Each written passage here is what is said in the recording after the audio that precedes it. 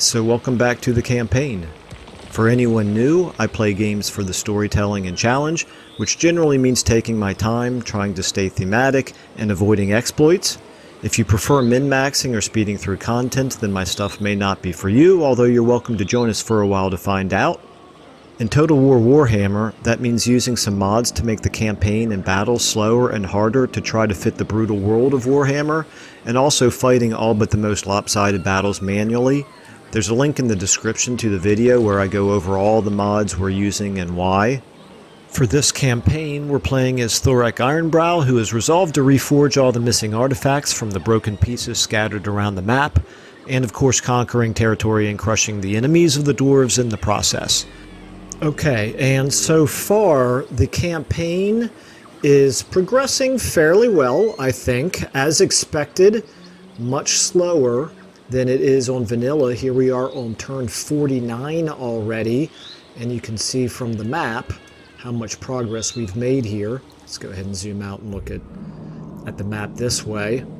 So we've obviously knocked out the greenskins. We just completed our destruction of Labaris and these territories that frankly are not very good for us, so we're gonna, I believe, just hand all of them over to Krokkar. I don't really see any value in hanging on to any of them, provided we have a trusted neighbor to hold them for us. And the goal is for Krokkar to be a trusted neighbor. I don't think we are likely to go to war with him anytime soon. So the next strategic objective then is going to be Lamia here, which is a walled city. They do have a garrison of 20. We don't know exactly what that comprises at this point, but we know it's going to be pretty tough, and that's fine. We're going to attack them at a time of our own choosing because we're not at war with them currently, and we can probably wait for an opportune time. They're at war with Scarbrand. Wait for an opportune time to hit them when they're not expecting it. The thing is, I want to be careful not to be very treacherous because I just don't think of Thorek being a treacherous type of a leader. So we will probably declare war on them maybe a turn before we actually invade. I don't know. We'll kind of play it by ear. But in any case, I don't just plan on declaring war at the very moment that we attack their capital city. That just feels rather treacherous to me. Not very thematic for dwarves in general, but in particular, I think, for Thorek. So it might be something that, I don't know, maybe one of the other Dwarven legendary lords would do. Grombindle, maybe. But is it Grombindle or Grombrindle? I'm constantly forgetting my Warhammer lore.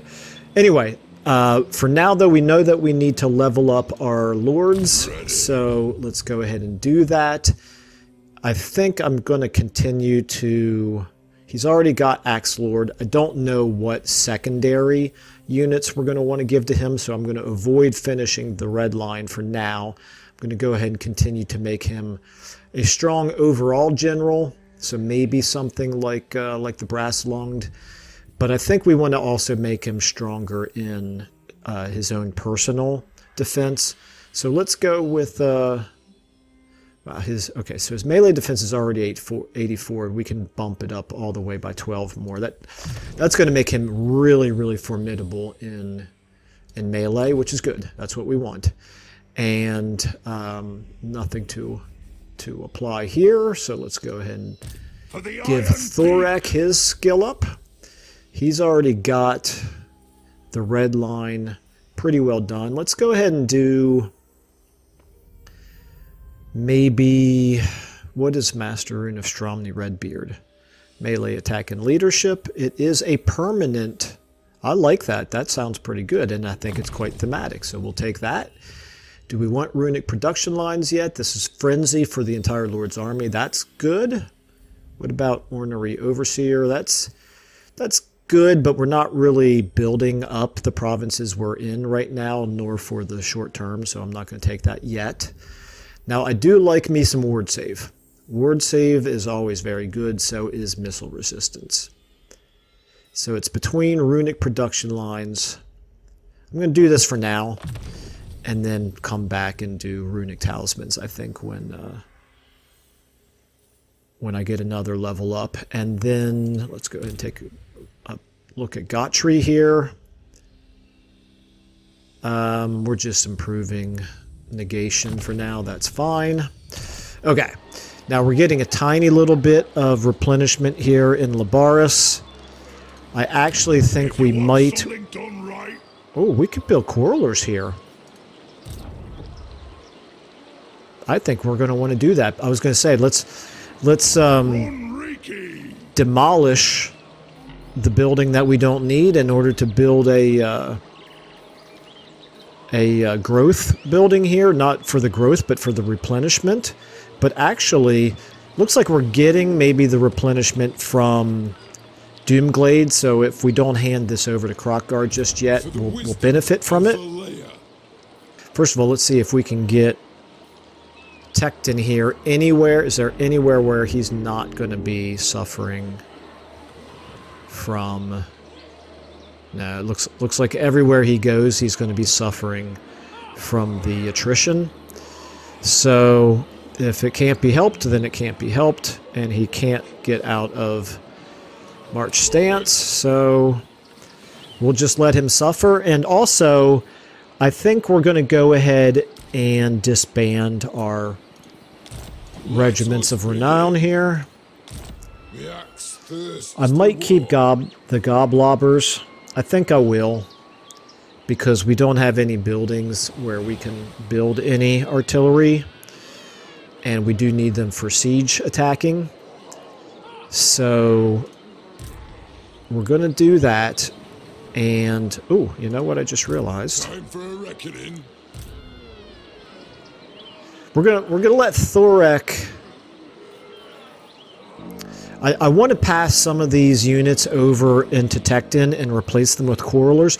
We currently have 8 Quarrelers. I'm thinking of going 10 Quarrelers. Or maybe even as many as 12 Quarrelers. I'm going to go 12 Quarrelers, which means we only want to have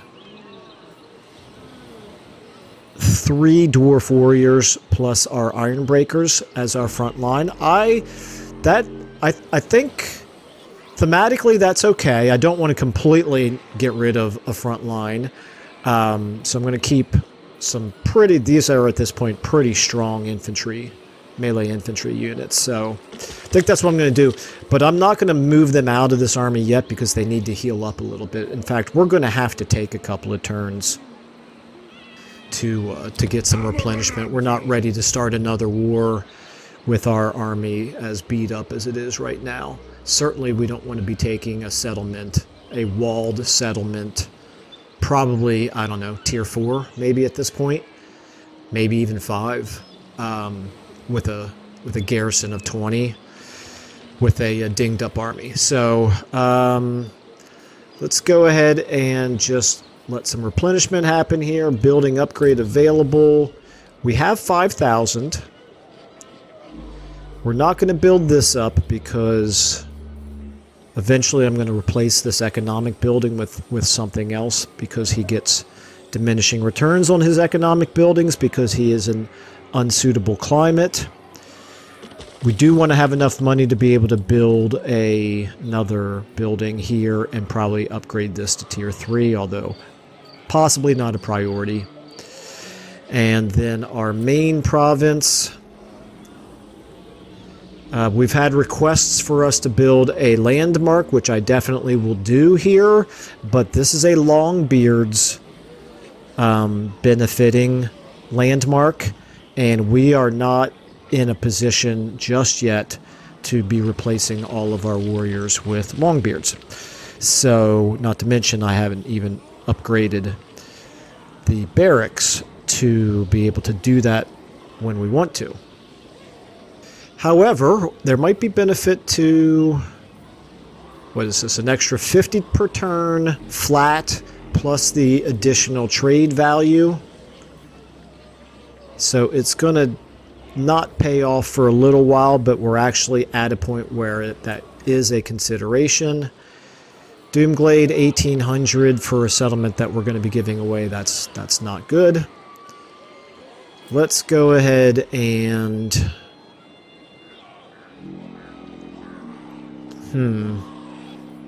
let's go ahead and upgrade this. Let's go ahead and upgrade this. And let's go ahead and upgrade this. We're going to get plenty of money over the end turn. Okay, let's check diplomacy out. You need me? Okay. Nothing to do there. I don't think I'm forgetting anything major. Again, sitting on plenty of Oath Gold. Hopefully we'll start to get some new resources available to us soon. For example, gemstones here will be nice once we take that. Alright, let's go ahead and see what happens. We do have a little bit of a respite from all the fighting right now because we're not actually at war with anyone. We don't want to let that go for too long, but I don't mind it for the moment. The next time you see Cladbrakak, it'll be your doom. Okay, well, I'm pretty sure they're not going to declare war on us, and they are not, so we're obviously going to decline a non-aggression pact. And of course, we do have to keep in mind that it's only a matter of time before we go back to war with Skarbrand, either because of them declaring war on us, or us declaring war on them if we decide that that's our best option. So we've got Call to Clan, that's good. We've got war declared now. So, as somebody pointed out before, that it could be because, in the comments I should say, it could be because of Tzeentch doing their mischief that is causing the Bowmen of Orien here to be going to war with other Order factions. We have Kroq-Gar just kind of going to war with everybody now. That's interesting, including the City of Dawn. That's good, because when we declare war on City of Dawn, that is going to help help our relationship with Kroq-Gar. And then we have Clan Moors and Karaza-Karak. That's interesting. We care about that because dwarves, and also because we don't want Clan Moors to get too strong. So I'm kind of curious how that war is going to proceed. And then we have just things that we expected. Okay. So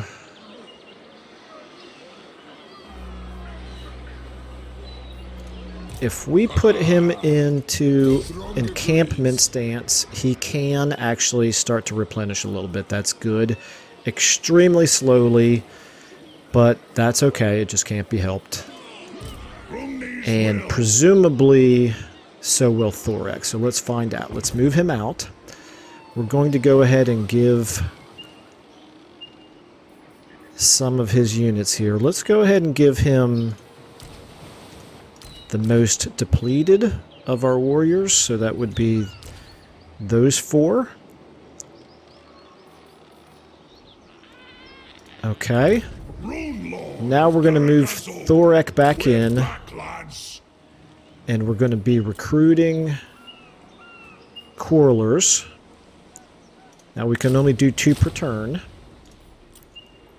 but that's fine because we need another turn to replenish anyway.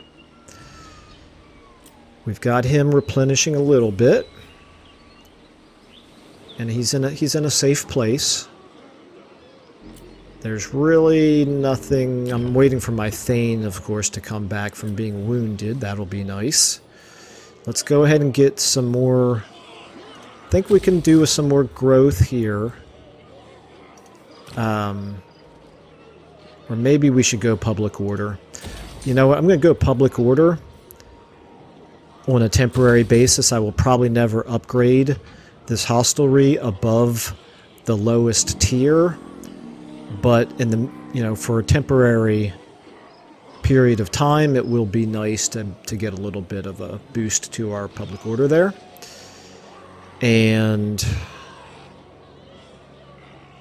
we're down to 800, so there's not going to be anything we can do down there. Okay, alright. I'm reasonably satisfied with that. Make these turns go by relatively quickly since there's not a whole lot of action happening right now. Let's go ahead and get... Okay, so now at the point where this column and this column are actually the same amount of time. So it's ever so slightly optimal to go ahead and start taking research from this column. So I'm going to go ahead and do interlocking shields because we do have plenty of dwarf shield units. Growth is a nice to have. It will be one of the next ones that we choose. And we'll check our diplomacy out here. So Kroq-Gar is really doing much better now. He is at war with the Bowmen of Orion and the City of Dawn. The City of Dawn, the only reason I'm not declaring war on them right now, and they are, this is interesting. They have a high tolerance for us, but they don't like our treaties with Kroq-Gar, which makes sense. And our attitude is definitely, or I should say their attitude towards us is definitely declining very, very rapidly. So I do think it is a reasonable consideration to declare war on them very soon. The only reason I'm not doing it already is because Marek is vulnerable. I'm going to actually pull my runesmith out and use him to get eyes on their forces. Yeah, see, we're not in a position to be able to block them from attacking Marek if they should choose to. So we're not going to declare war this turn. We will want to get ourselves in a relatively secure posture before declaring war on them. Their army is not particularly terrifying. Lots of chaff there, but even lots of chaff could certainly conquer Marek if we don't have anybody in a position to stop them, like a supporting army. So what we're going to do is we're going to start moving. We're staying in encampment stance just for the benefit of not suffering attrition, and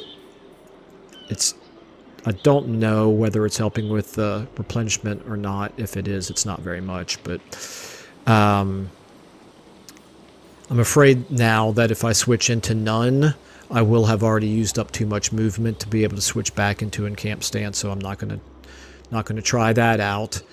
But maybe we'll move him over to support Marek and then attack with our main force from this direction and use Tecton here as a shielding army until he can move up and help reinforce an attack on Lamia. So that's just kind of a broad general thought about strategy, but we'll have to obviously adapt to circumstances. And did I already do this? I can't. Oh, I did not, because I would have noticed this. We're obviously not going to choose to accept a non-aggression pact with them, which I would have had they not been at war with Kroq-Gar. But I'm not going to do it now because I don't want to spoil relations with Kroq-Gar. Speaking of Kroq-Gar, what would it take? There's nothing we can do to make him accept military access. However, we could possibly declare war on the City of Dawn soon, and that should help. Okay, let's go ahead and do another end turn here.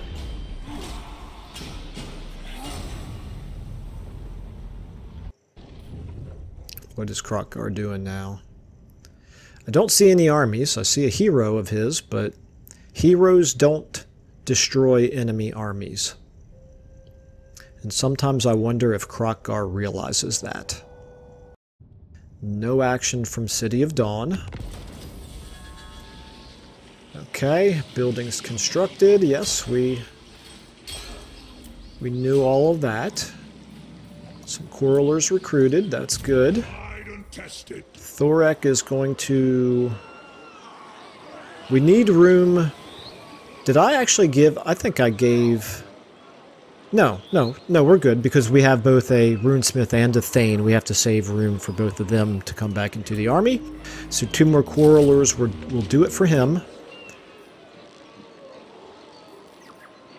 He is definitely getting more replenishment inside the settlement than Tecton is getting from outside it. Now, this time I'm going to... I need to save 25% of my movement. If I move him anywhere... Okay, right there is safe. He can move as far as there and not suffer attrition. However, I would not have enough movement to get into encampment stance if I do move there. And if he doesn't replenish on his own without being in encampment stance, I don't want to lose that for the turn. So we're going to go ahead and just keep moving him in encampment stance. I'd kind of like to get the runesmith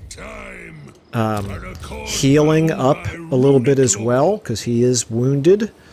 Not wounded officially. He has suffered some damage. So we're not going to keep him in Tecton's army all, forever, but he can at least get a little bit of replenishment while he's there, and hopefully he's still close enough to keep eyes on Lamia there. Okay, so I think that's really all we can do from an army standpoint. Let's go ahead and take a look now at...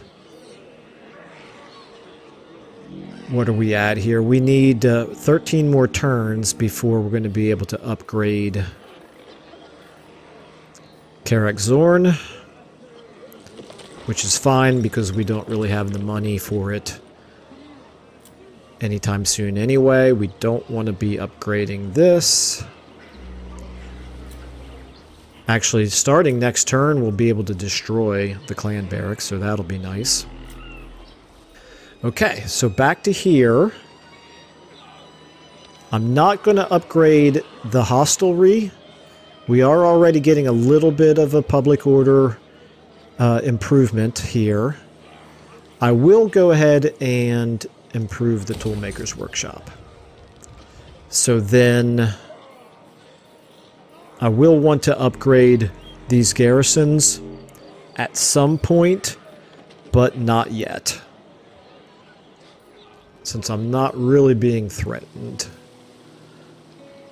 Okay, and we'll check our diplomacy once more before the end of this turn. What do you need? Same thing. Although, okay, I'm a little curious here. They're at 115, and Krokgar is at 4, so it's hard to tell, but it doesn't look like they have fought any major battles this turn. Since we don't have eyes down there, we just kind of have to use the diplomacy screen to make our best guess as to what's happening in the war between them. Obviously, Skarbrand is not over here fighting the Silver Dawn, so I don't know. It's pretty much a cold war, not so much a hot war. Or what we would call a phony war. Okay, let's go ahead and do another turn.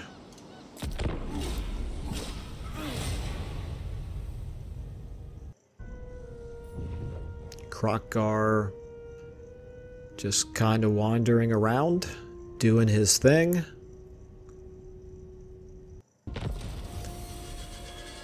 Okay. Yes. Now we can go ahead and pull... We can pull Thorek out of the settlement and get him up to here. Find out whether or not he replenishes at all. He replenishes a very little bit. Summon me if you are replenishing a very little bit as well. How do we want to go about this? I don't fear his armies. I will alone. His settlement, however, is a different animal entirely. He is at tier 4 in Lamia. Well, I think what we're going to do... Not just yet. What? Let's go ahead and move to where we might be able to... I like it warm. Moving. You know what? I should have done it. I should have checked this turn before I moved it all. Next turn, I think we're going to be able to use underway stance to jump over here and then shield Marek from invasion.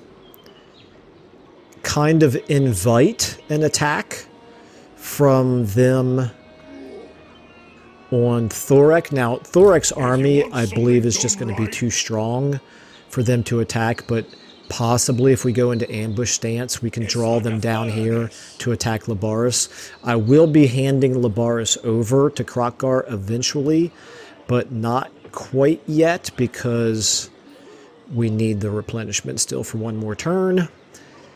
For the same reason I'm not giving Doomglade to Krokkar yet, because we need that growth building for the replenishment boost.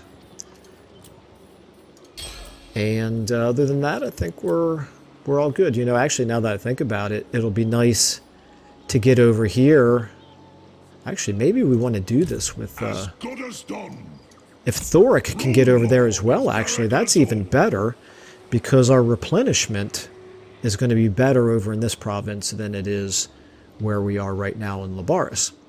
So that's the plan now. If nothing changes over the end turn, we're going to use the underway to jump over into this province, declare war, and see how they react. Okay, building upgrade. Eventually we will want this, but I'm still going to keep focusing on economics first. I could upgrade these growth buildings. Are they going to make that much of an impact on... They would help a little bit, but I'm not sure that it's an optimal use for our money right now. So this is one thing we're going to do, is demolish that. There's nothing for me to do here. We still cannot afford the additional upgrade to the garrison there. I'm kind of tempted to go ahead and do this now. Unlocks a recruitment of Thane. I assume we're already at our limit, so that doesn't matter.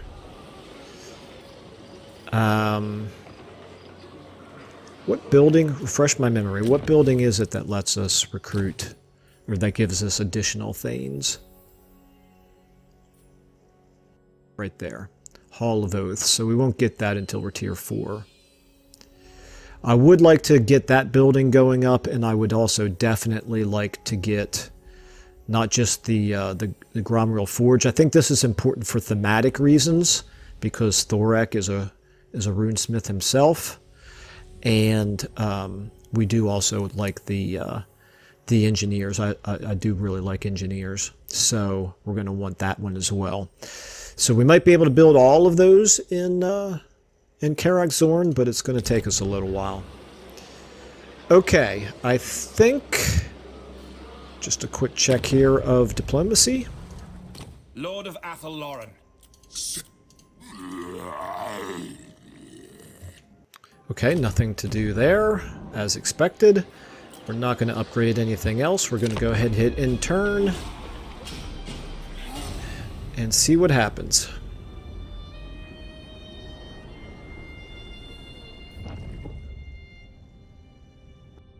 Still not a whole lot of activity from Krokkar. Clan Moors is stronger than us. That's a concern. Silver Dawn. Nothing. Okay. Alrighty. Well. They gave us a moment to pause, and shame on them. We are going to make them regret that. That's excellent. We can get over here with both of them. No honest work without sweat. And we have twice as much replenishment over here. This is 1 per turn. Here it is 2 per turn. Yes, twice as much. Wow.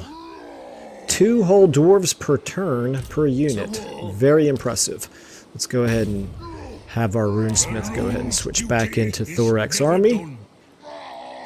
And now we're going to do 2 things. We are going to give Krokgar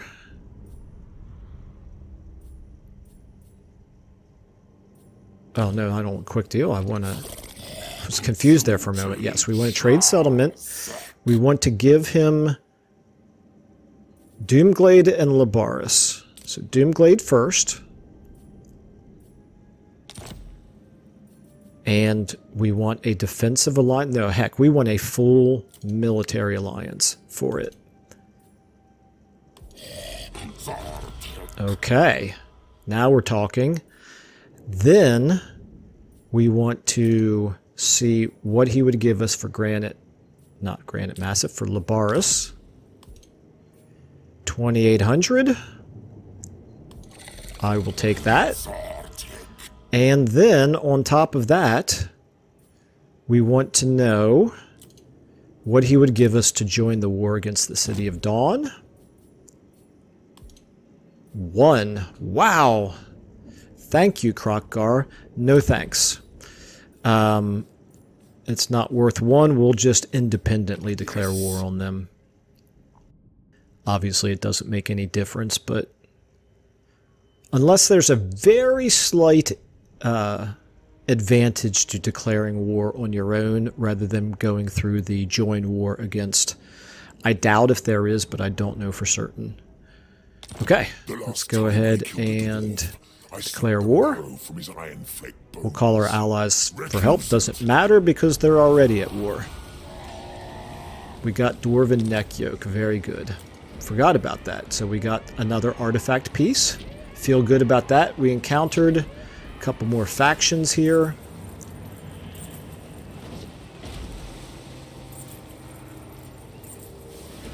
Okay. So we probably lost a little bit of economic strength, but I did not want to devote any military forces to defending these unpleasant climate territories over here. And now that Krokgar is safely our ally, we'll just have to trust him. He'll have to do the best he can to defend. Now we have 10,000 gold. It suddenly feels like we're rich.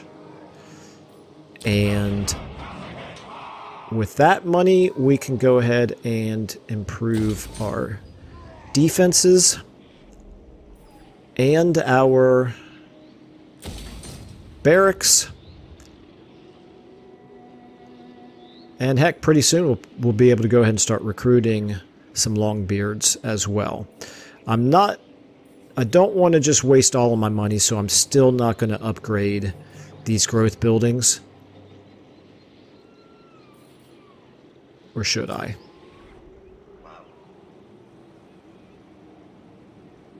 How much am I getting out of this? 200. I'm getting 250. That's not nothing. I won't demolish that just yet. I would like some additional growth, however. I only have this one growth building in this province. All right, yeah, let's go ahead and do it. Let's get this one settlement built up as quickly and as efficiently as possible. We have the income per turn to be able to afford doing that, splurging a little bit. And diplomacy wise, we already know we've done everything with Krokgar, but do we have any other? Yeah. Are you at war with anybody that we care about? You are not, so let's go ahead and... to listen to your inane babbling. Okay, I was going to be nice and offer you a non-aggression pact, but you just insulted my diplomat, so I'm not going to now. So we'll just take the trade agreement, since it would be silly not to. It is mutually beneficial. You dare? But I probably don't want to have a non-aggression pact with him anyway, just in case something crazy happens, like Krokkar declares war on him. Okay. And now how we... Oh, no. Okay. I think we've looked at all of that already. Outpost available. Am I interested in building an outpost? Not really. Not terribly. I like our dwarf units just fine. And I'm not really interested in helping to reinforce his cities. He can defend them on his own, I'm sure. Alright, let's go ahead and... let's see how City of Dawn reacts now. Oh! Make it snappy, I've got work to do. No, I'm not going to join the war against them. That would be pretty silly.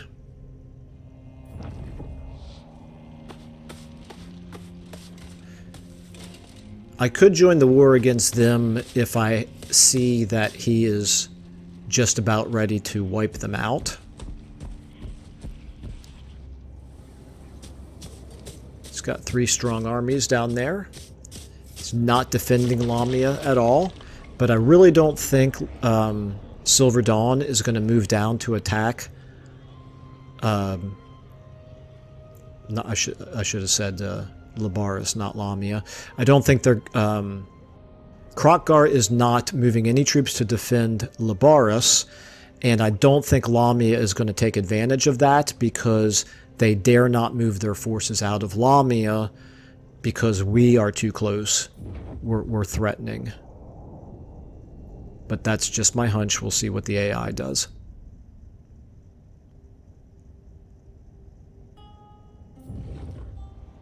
Could I be wrong? I can be wrong. How about that? Hey, it's no skin off our teeth if they want to sacrifice their capital to go take Labaris. Since we don't own Labaris anymore. Okay, so, oh, yeah. Mission successful. Capture many provinces. That's because of our alliance now with Krokkar. And we got interlocking shields. That's good. Win 3 battles against the undead realms. Well, that's likely to happen on its own.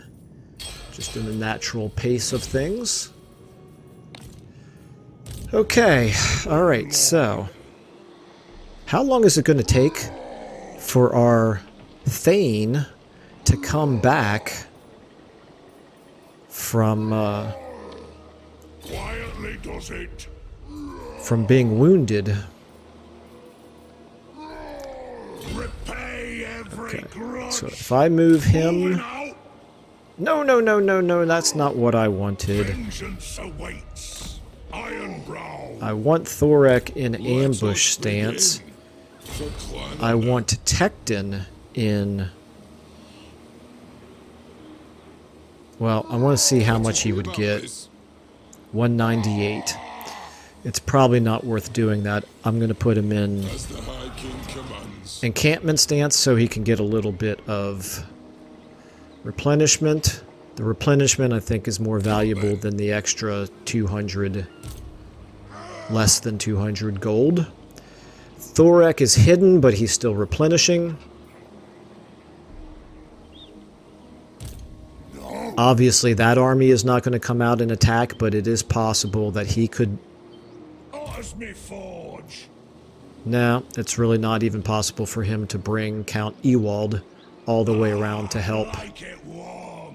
attack, so there's definitely not going to be an attack here. The ambush stance is, that case, pretty much moot.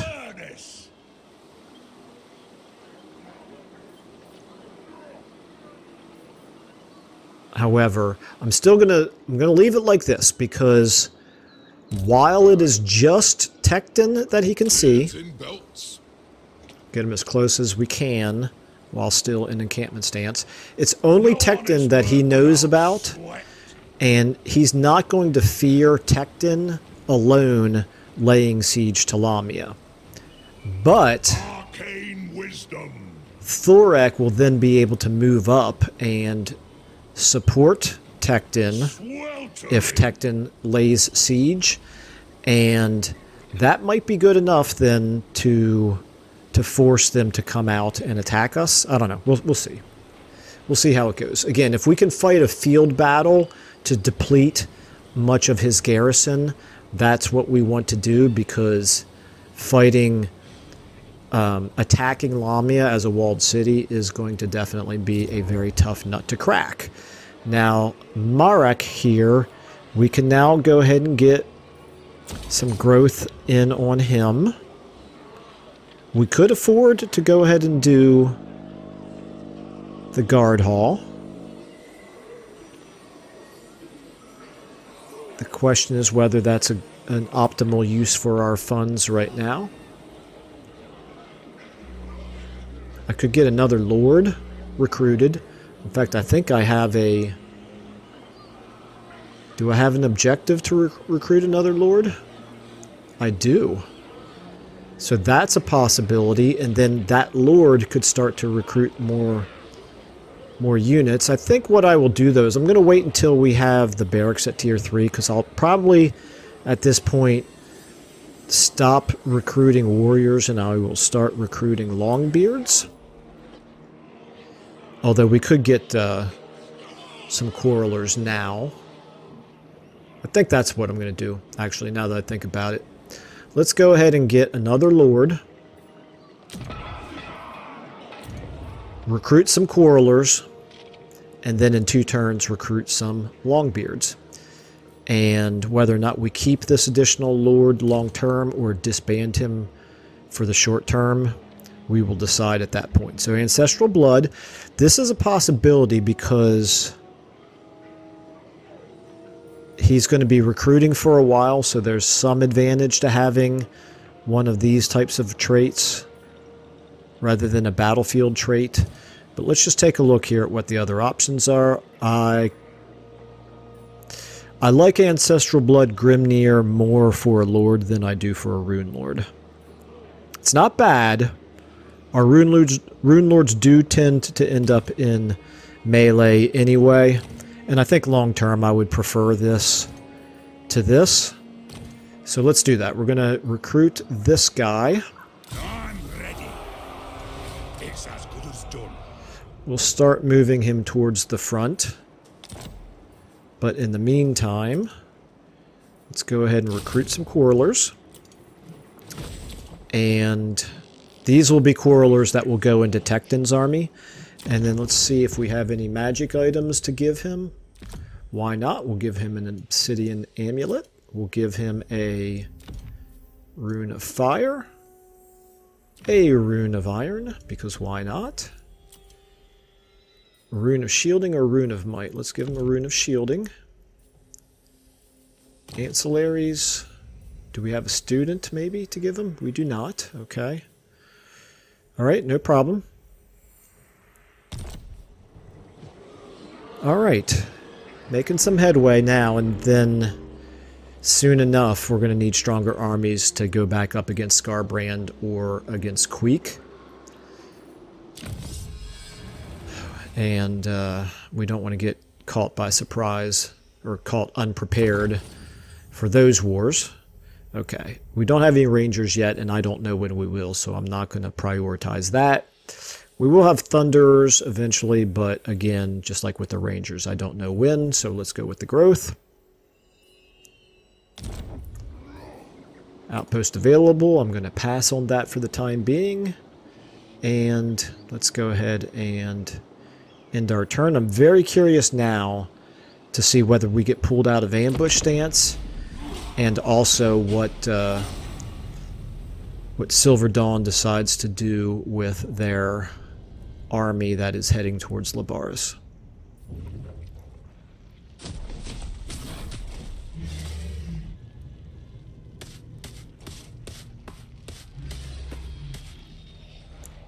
Okay, I'm not really sure that Krotkgar is employing his armies at maximum effectiveness.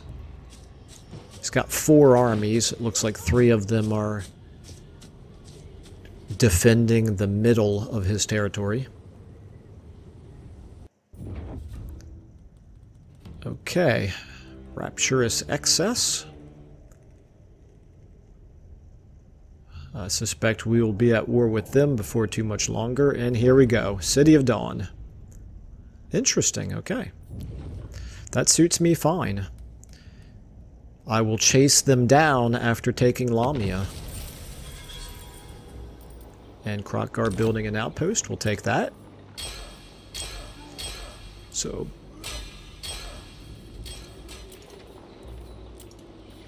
we won't be too much longer before we deplete our income because Dwarven units are expensive. We did not get pulled out of ambush stance, so I think he probably did not reinforce Lamia because he lost track of Thorek. So we are going to emerge from the sands to surprise him here. Let's go ahead and lay siege. Decisive defeat, of course. We'll go ahead and give this to him. We will...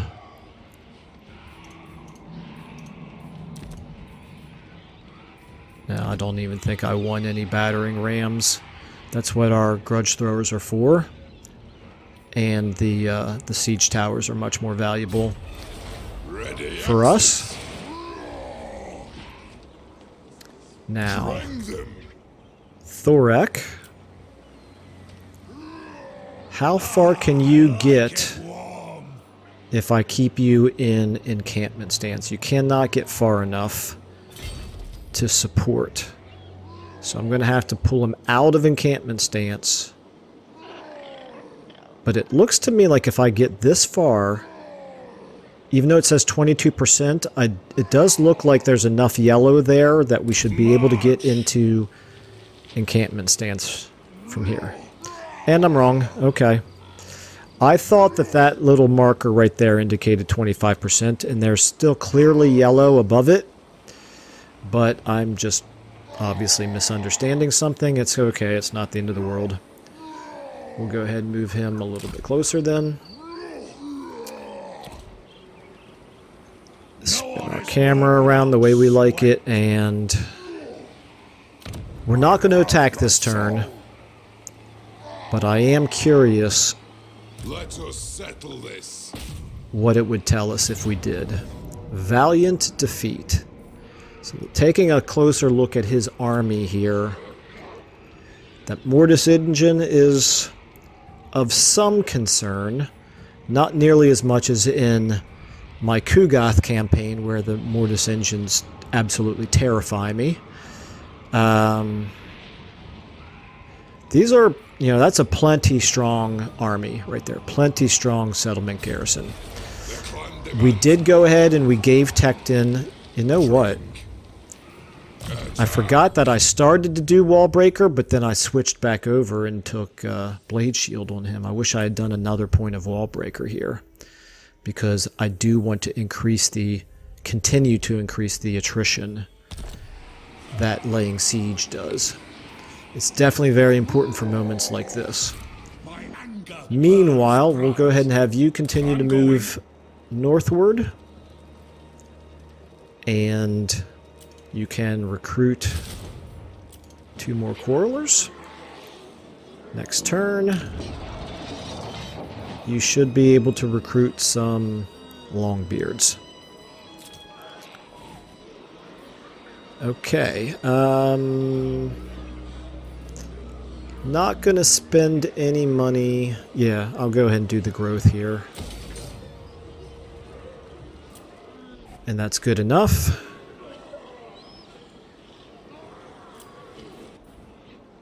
Okay. Outpost available, we don't care. Check the diplomacy here real quick. Wisdom awaits.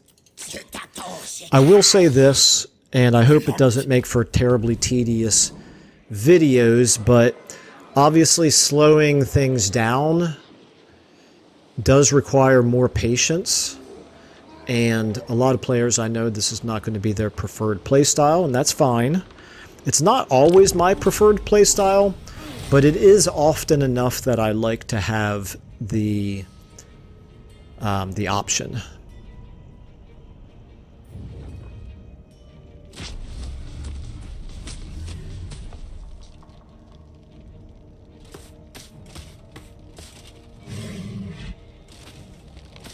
Krokgar just kind of doing a little bit of a dance with his armies, not really clearly doesn't have any particular goal in mind. Which is odd since he does have 2 enemies on his border.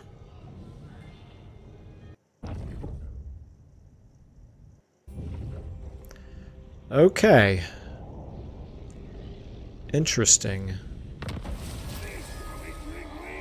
Finally, our Thane is back, ready for duty.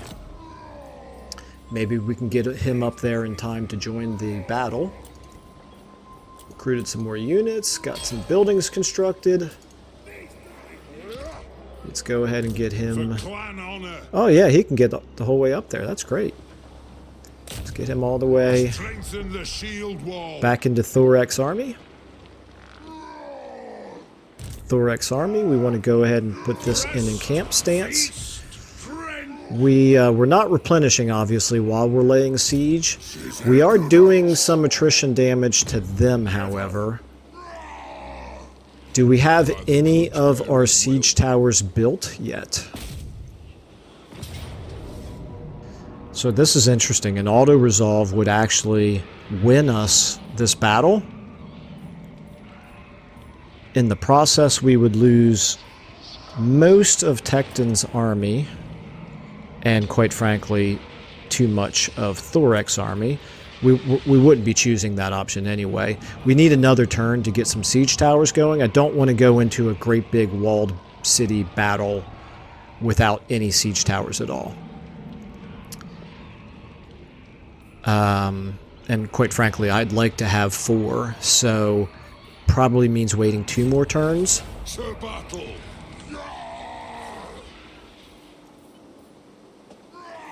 Okay, let's go ahead and...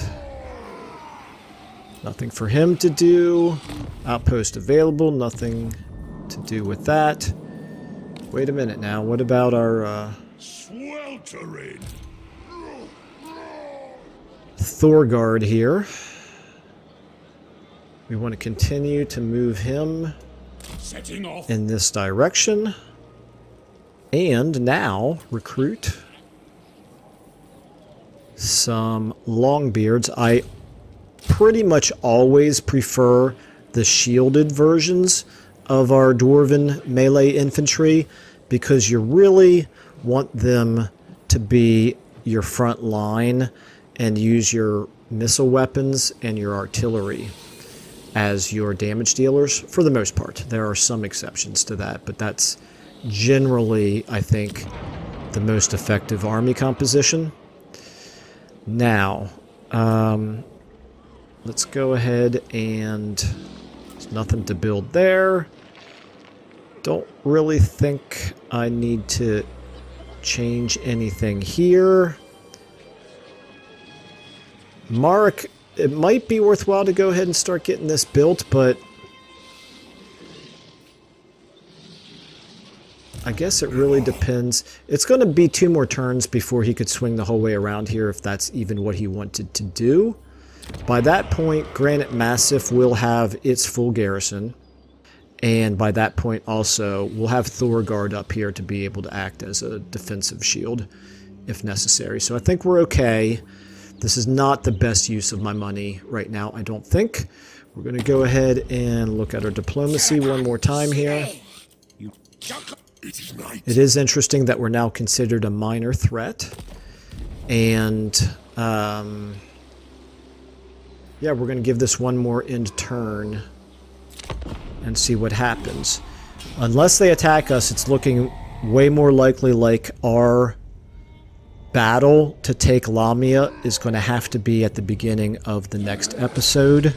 So there we go. Leave this one on a cliffhanger.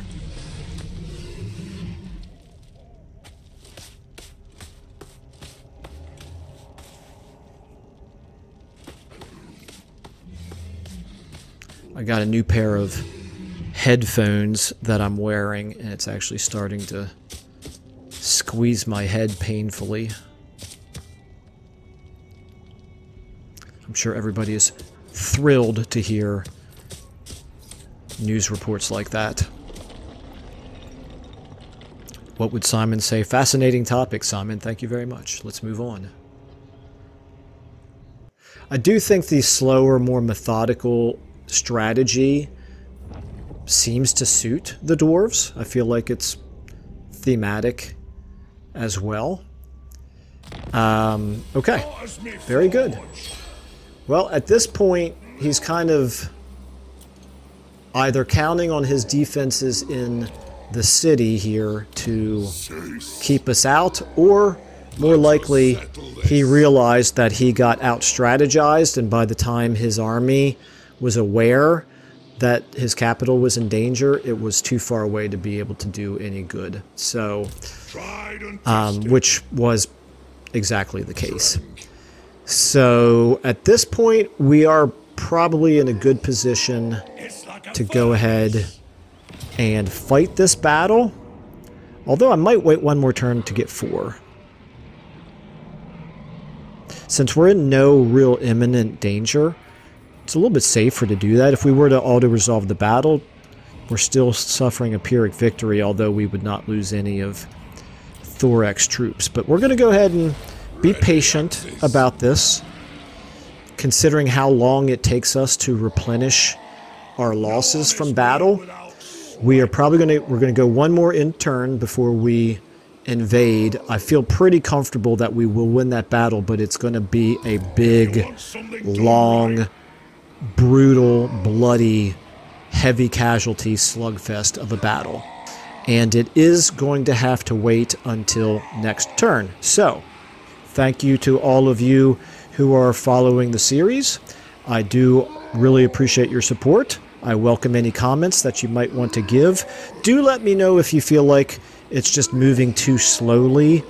And I don't really know that there's a whole lot I can do about that, because that's sort of what we created for ourselves with the mod suite that we're using, but I'd like to at least know what people's thoughts are. So I'll leave it at that, and then I will see you all in the next episode.